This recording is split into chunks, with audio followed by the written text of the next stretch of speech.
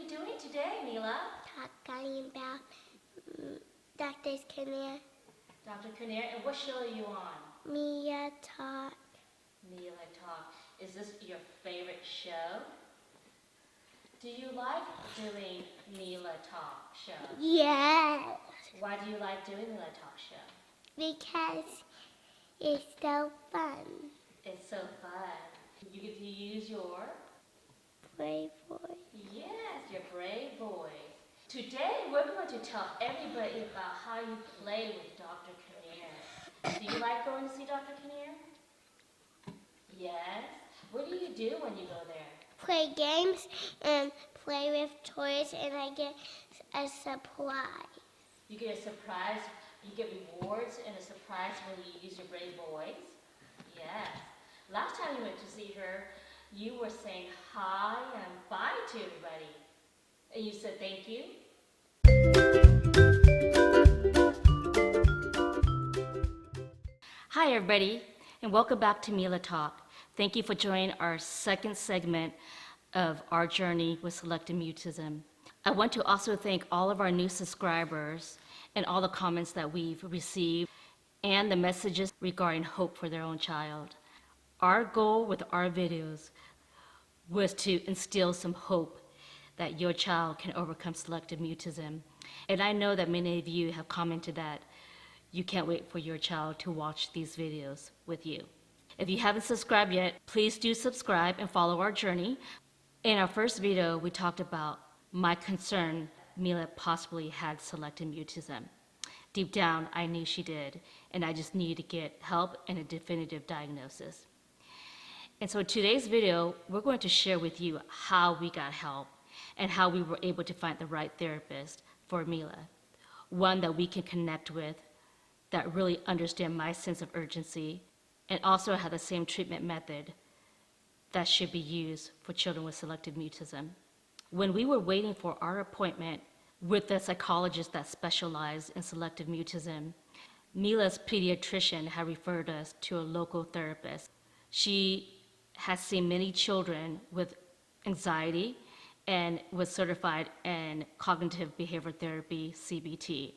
So my first appointment was actually with a therapist by myself, and from that moment I walked into her clinic, I knew it wasn't the right fit. Although she is certified in CBT and have seen many children, I just could not feel comfortable in her clinic. It was in disarray, it was not kept up, it was unclean, it was a location where I would have never taken my child. And I knew immediately it was not going to be a right fit for us. Additionally, all the questions that I had asked her, she has never worked with a selective mutism child before, and she really couldn't answer me regarding how she was going to approach treatment. It was more about playtime and asking questions.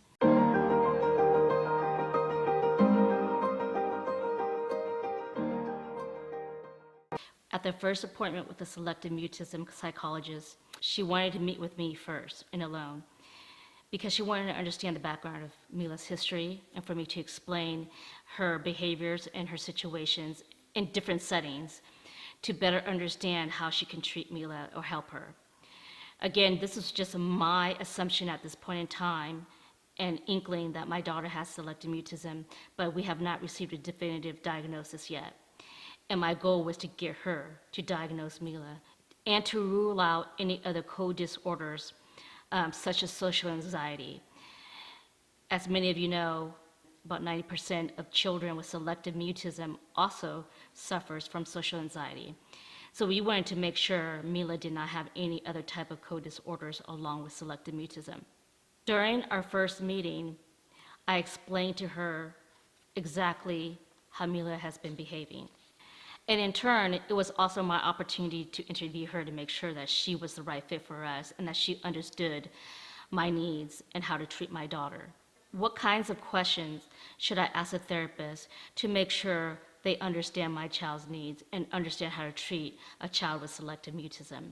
The most important thing to me was to understand how many children she has treated or have seen that has selective mutism. This is critically important because, as you know, not many people have ever heard of selective mutism. And if they have never treated a child with selective mutism, their approach might actually send your child back into regression or not speak at all. And so it was important for me not to only know how many children she had treated with SM, it was also important to me to know what were the outcome, what were the results, how successful was she? And these are the questions you can ask. How successful are you in treating children with selective mutism? What are your treatment methods? How would you approach your first visit with my daughter? And what is my role as her mother in the treatment as well? Are you willing to communicate with her school, with her teachers, consistent communication, and if needed, are you able to come to her school and help out as well, given that you're 75 miles away from us? The key here is to understand if they are willing to truly help your child. You need to find someone who has worked with children with selective mutism, who has the experience, the approach, the treatment, the methodology, and the willingness to come out and help your child if needed. And to also stay in consistent communication with the school, the education system, the teachers, so that we are working from every single angle. I'm working it from the home environment, school's environment, and then also from a therapy environment. It's critical your child gets all the help he or she can get. At our first appointment, after asking all the questions, I felt very comfortable that she knew what she was talking about. Now, I have done a lot of research already prior to this. I had a little knowledge of how a therapist should approach a child with selective mutism. So I was comfortable with her treatment and her responses to me and her commitment. She also mentioned that it takes up to about 6 to 8 visits before a child becomes comfortable with a therapist and would start talking or making sounds. But her goal was to get Mila there as soon as possible without pushing her. And that was what resonated with me the most, was the fact that she was willing to take her time to work with my daughter as much as possible in order to get her to talk, to communicate. She was able to explain to me her treatment plan and asked that she start seeing Mila on a weekly basis and to help facilitate the communication a lot faster. She advised me that our next meeting, which will be with Mila, is for me to just play with her like I would at home, be comfortable. We enter into a small room with a table set up with lots of toys, Legos, Mr. Potato Head. The doctor asked me to just start playing with Mila, act as if we're home and just interact and playing with her. She would slowly come in and not have any conversation or eye contact with us at all. She will expect Mila to freeze and not talk. She would just pretend to take notes and listen to our conversation. Eventually, she moved a seat closer and closer to us as we continued to play and she continued to take notes. And then she began her commentary.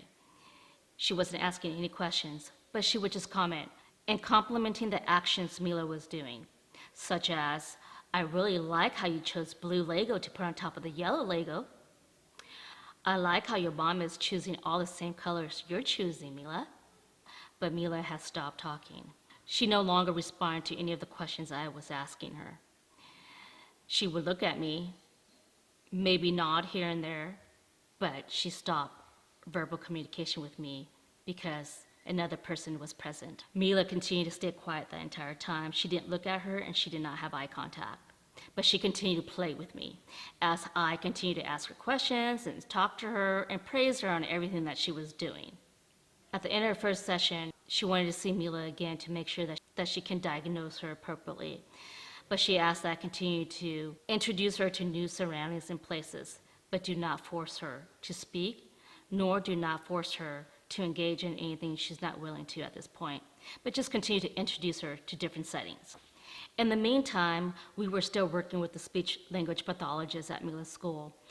She had been able to observe Mila twice now on a one-on-one basis, and again, just interacting with her and communicating with her. Mila was still nonverbal and would not speak to her, but she was starting to engage and play with the speech pathologist.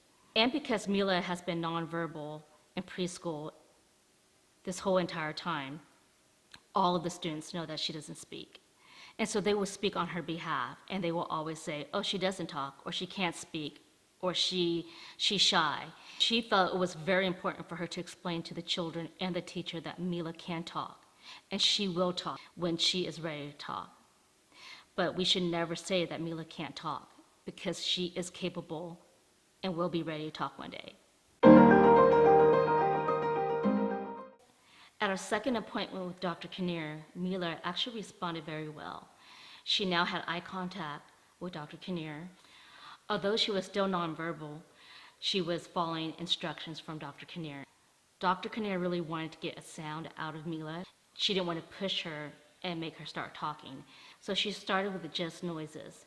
The doctor had a treasure map where she had a little stick figure, and as Mila would respond to every noise that Dr. Kinnear made, or even when she's playing and she decides to just make that noise, the doctor will move that little figure to the next spot. And once she reaches all the way to the end, there's a treasure box, and Mila would get a reward out of the treasure box. At first, Mila was really timid and reserved, and she would say to Mila, if any point in time you can say s or ch, I'm going to move your little stick around, I'll move your figure into the next spot, and once you get to the end, you will get to choose a prize out of this reward treasure box. Immediately, Mila made the first noise, s, and the figure was moved. And she did it again, and the figure was moved. And finally, she did it multiple times, where the figure moved all the way to the end. Doctor brought out the treasure box and gave it to her and said, you can choose a toy that you want out of this box. And we're going to continue to play this game throughout the whole 1 hour session. And Mila walked away with seven prizes. She was elated. She was so happy. The minute we walked out of the clinic, she was full-blown talking to me about how exciting it was, the game, the treasure map, and all the wonderful prizes that she received. And of course, I praised her, told her how great she did, and for using her brave voice. During one day after school, we were driving home, and Mila said, Mommy, I don't want to be shy anymore. I want to be like everybody else. I want to be like all my friends, and I want to talk like them. And so my response to her was, well, baby, that's what we're doing. We're helping you. We're going to help you use your brave voice, and that's why we go and see and play with the doctor every week. After the second session with Dr. Kinnear, unfortunately, life gets in his way, and I obtained a new position. And I was pretty busy working that I didn't have the opportunity to take Mila to her appointment weekly anymore. So we took the summer off. At the end of August, Mila turned 5, and she was ready to start kindergarten. Prior to the first day of school, we met the teacher, and I informed the teacher of Mila's disorder. The teacher already knew about it because they had already shared notes from her preschool teacher as well. At the end of September, I received a call from Mila's kindergarten teacher requesting for a meeting to talk about Mila's progress in school. When I met with her, she had mentioned that Mila is still nonverbal and has never spoken to a teacher. She is very social with all the children in class, but she is still not speaking, and they're not able to test her. They have already gone through 2 testings, and Mila did not speak during the whole time. And their concern was that if they could not test her, they would not be able to progress her along. So I had asked her if I could place her in a 504 or IEP. She automatically said that Mila does not qualify because she does not have a learning disability. I was pretty shocked because if you can't verbally test my child or she is not speaking to you, how do you know she does not have a learning disability? And at that moment, I knew I had to stop everything and intervene and do everything I possibly could to help Mila. I had to make sure that I fought for her and for her rights. I also knew that selective mutism is a protected class under mental health disorder, and holding her back due to nonverbal communication was against the IDEA law. And so I took action. In our next video, we will talk about how do you become a subject matter expert in selective mutism, and how do you use those tools and that power to help your child navigate through the education system and get your 504 and IEP plan accommodations approved. Thank you for joining us. Thank you for being with us. Please subscribe and continue to follow us on our journey. Thank you for watching Mila Talk.